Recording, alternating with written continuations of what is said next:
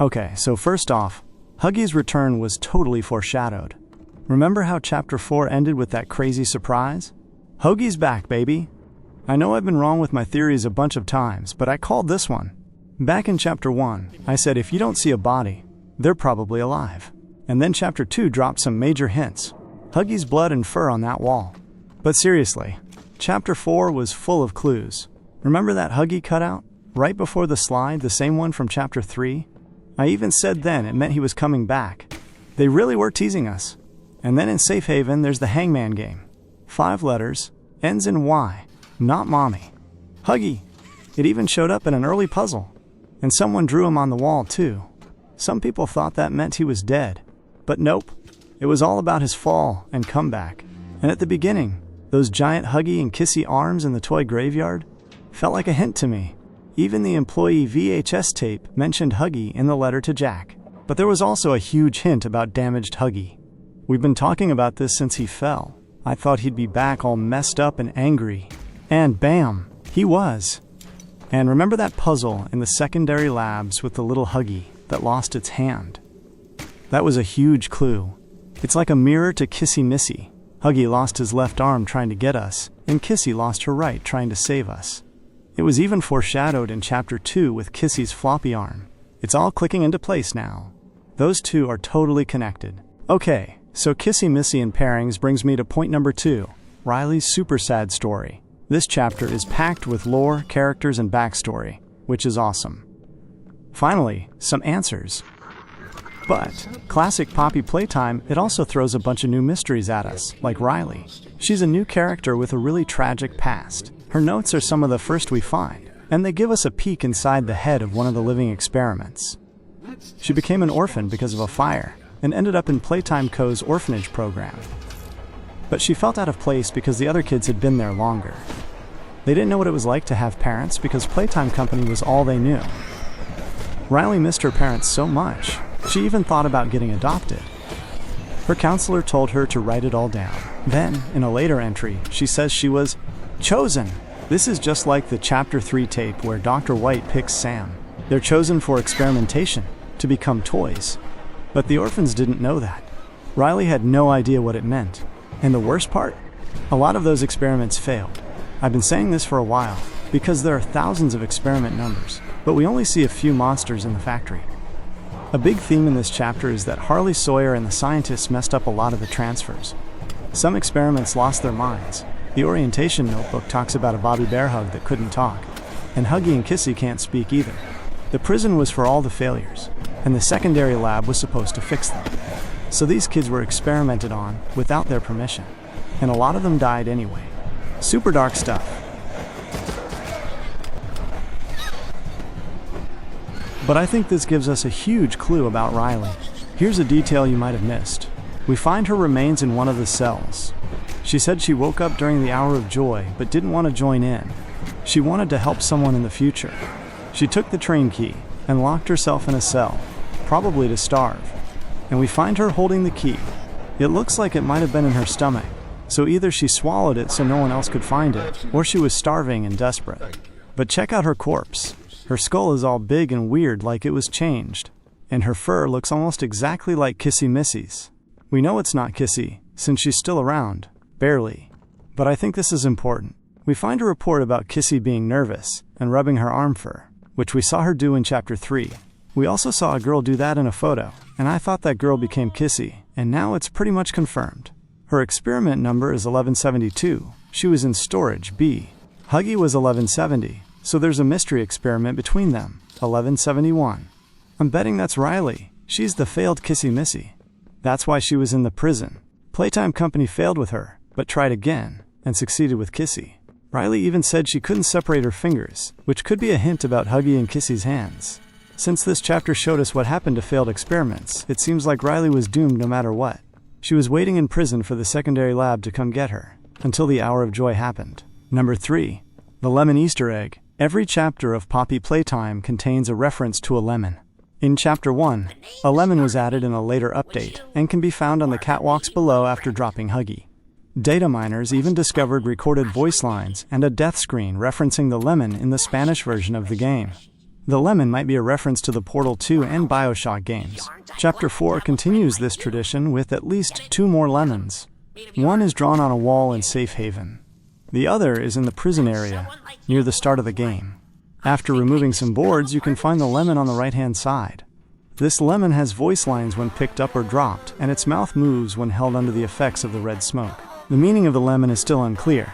It could be a joke, a reference, or both. Number 4. Secret voices. During Chapter 4. Chapter 4 features the return of the red smoke. In Chapter 3, it was revealed that Playtime Company used the smoke to make the orphans sleep. It seems they now use it on the toys as well. The smoke causes hallucinations in some people, which we experienced in Chapter 3. These hallucinations often pointed to our guilt about our role at Playtime Company, leading to theories that we were involved in the experiments.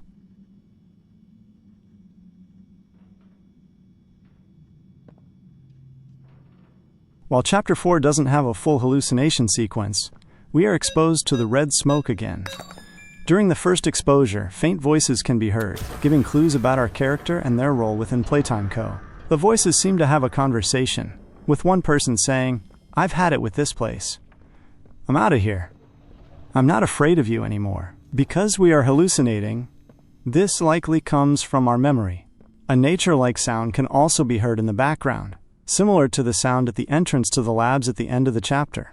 This sound was likely used to make the labs feel more welcoming, helping staff forget they were so far underground. The fact that we remember this sound suggests we have been to the primary labs before, meaning we were likely a key member of the science staff involved in the experiments. Number 5. The red tape. Chapter 4 contains a red tape that many players will likely miss. This tape contains a significant confirmation. It can be found during the chase sequence with Monster Dog Day. It's easy to miss due to the fast pace, and rocks will quickly block it off. The tape is playable on the red TV after defeating Dog Day. On the tape, Dog Day talks about knowing the hour of joy was going to happen, and his role in it. Poppy then reveals that she misses her dad, and that things were better when he ran the company. This strongly suggests that Poppy is the daughter of Elliot Ludwig. Bonus round. When Dog Day throws the lever, the plush lands in the same pose as Peter from Family Guy. The sign on the warden's office has the Latin phrase Ludera Tempus, which translates to time to play. Some of the notes in the game have hidden text on the back when flipped. A locker contains 2 pictures of cats, likely belonging to a developer. Mommy Longlegs hides in a locker, hiding from her own broken cutout. 3 small boxes stacked together in Safe Haven may hint at Boxy Boo's return. A poster for Volps Mons, which translates to Wolf Hill, was also referenced in Chapter 3. This could be a reference to Wolf Hill in China, a site significant to Buddhism and reincarnation themes, or to Wolf Hill children's books. The moths may be a reference to Amber, one of the game's artists who loves bugs. Returning through the electrical puzzle area at the end of the game, it is broken, and Barry has been knocked over, hinting that 1006 has been there and showing his power.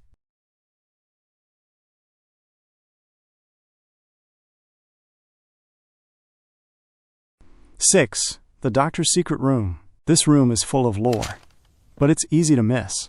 To access it, you need a key card guarded by 2 sentinels. Inside, you'll find a note, a VHS tape, and a radio, each revealing details about the relationship between the Doctor and the prototype. The note, it's from the ARG, and details Elliot Ludwig expelling Harley Sawyer from the Young Geniuses program. Elliot believed Harley lacked humility, despite his genius. The radio. It confirms the Doctor was willing to sacrifice children for his research and viewed them as expendable test subjects, validating Elliot's concerns. The VHS tape. It contains a conversation between the prototype and Sawyer's robotic form. Unlike their previous interactions in Chapter 3, they now speak more like distrustful colleagues. They're both trying to uncover the same secret, a scientific breakthrough that eluded them even when Playtime Company was operational. This secret might be the same one the scientist mentioned in Chapter 1. A way to bring someone back from the dead or reverse the doll transformation process. This implies the prototype has continued his experiments, using toys as test subjects and keeping orphans in stasis. It might also explain why he recovered the destroyed toys.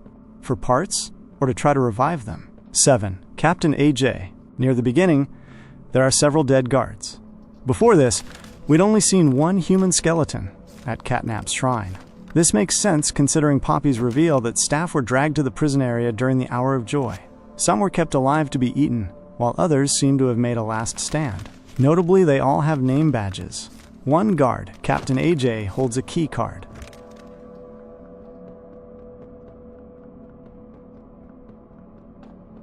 Captain AJ is also a character in a story mirroring the warden situation in Chapter 4. The doctor offered the warden a deal.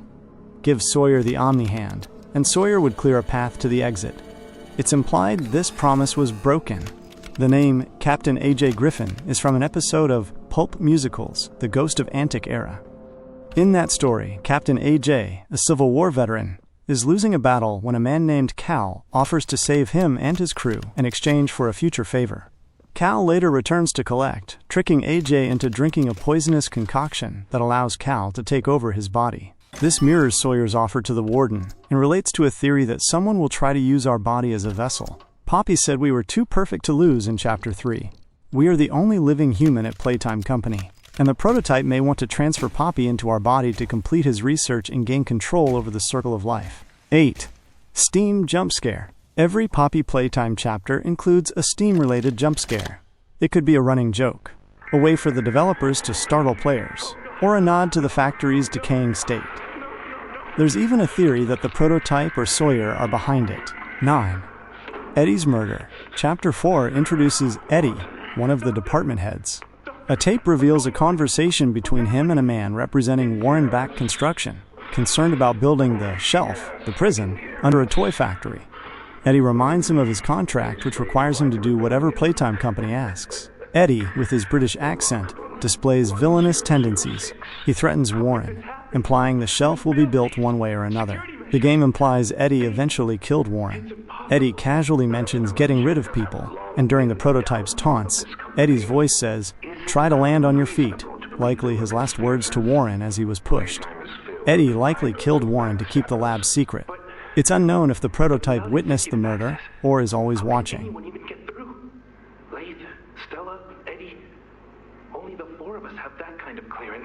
10.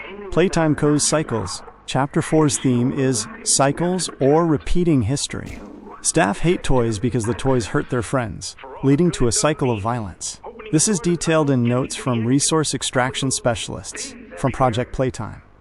The theater incident, where toys rampaged and killed over 60 visitors and a dozen specialists, led to these specialists becoming prison guards, who then became prisoners. Rich's rise to management. We've seen Rich's career from Chapter 1. He worked in the warehouse, was demoted, and eventually became manager of shipping. His manager, Stu, considered him for the position.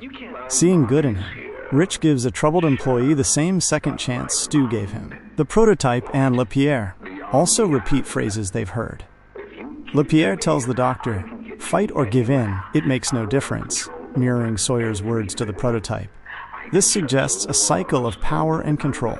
These cycles highlight the idea of what goes around comes around, and themes of second chances and rebirth. The orphanage program, the experiments on sick children, and Rich's promotion are all examples. We also came back to set things right. Huggy is also getting a second chance. These themes may tie into the game's ending, potentially involving Poppy's second chance at life, which the prototype is still trying to achieve. Our body might be crucial for this.